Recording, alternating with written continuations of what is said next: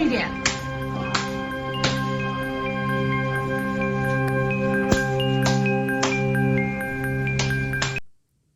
The corporal punishment you have seen in the video took place in Wuhan, Hubei province on January 13, 2021.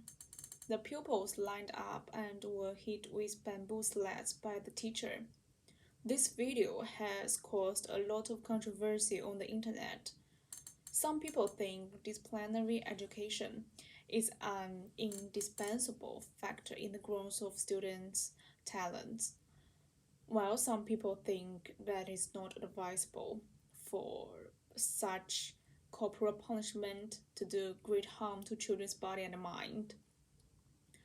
In fact, teachers in China have the right to exercise disciplinary power. But how? Where is the boundary between discipline and corporal punishment? So today I will have a brief introduction to the latest education policy in China. Firstly, here's the news from Xinhuanet. In Jiangsu province, a fifth grade student committed herself in June 2020 after her teacher allegedly slapped and humiliated her in front of the whole class. Students who commit more severe offenses like bullying may face suspensions or may be advised to take counseling.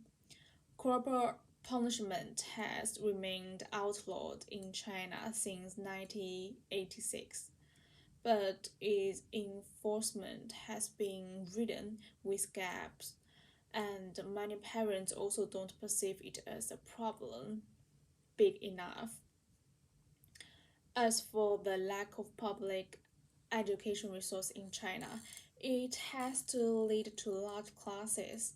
Sometimes one teacher has to manage 60 students in one class.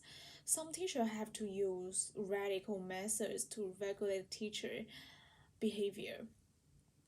Therefore, more and more parents prefer to send their children to private schools, which enjoy high tuition but better resources and treatment.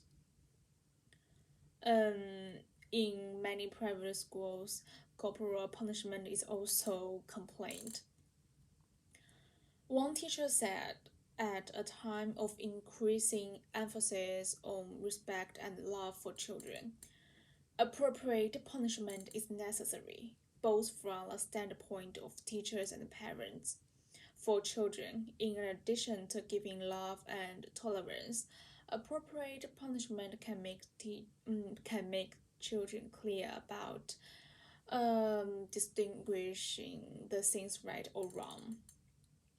On March 1st, 2021, China's new rules growing school disciplinary methods came into force, banning physical punishment and verbal abuse in primary and secondary schools.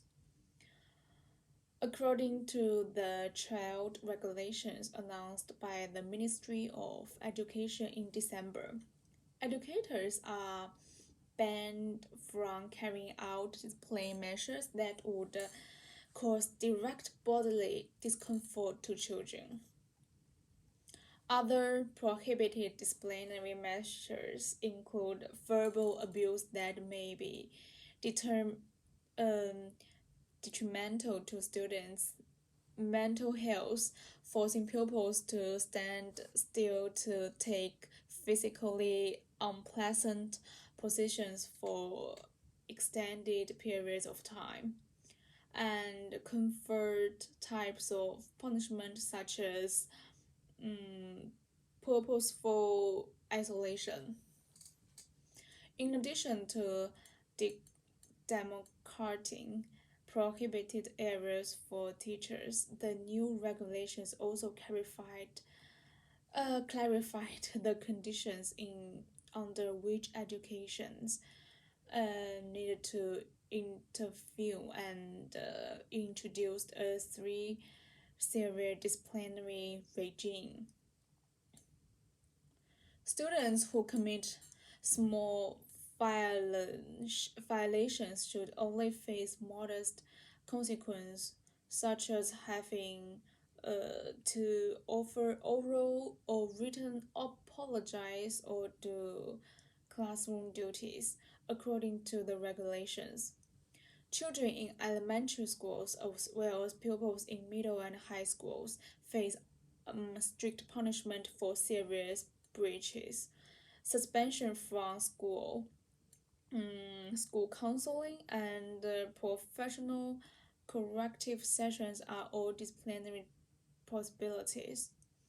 This technique emphasizes objective justice and proportionality in disciplining, as well as the development of well-rounded persons.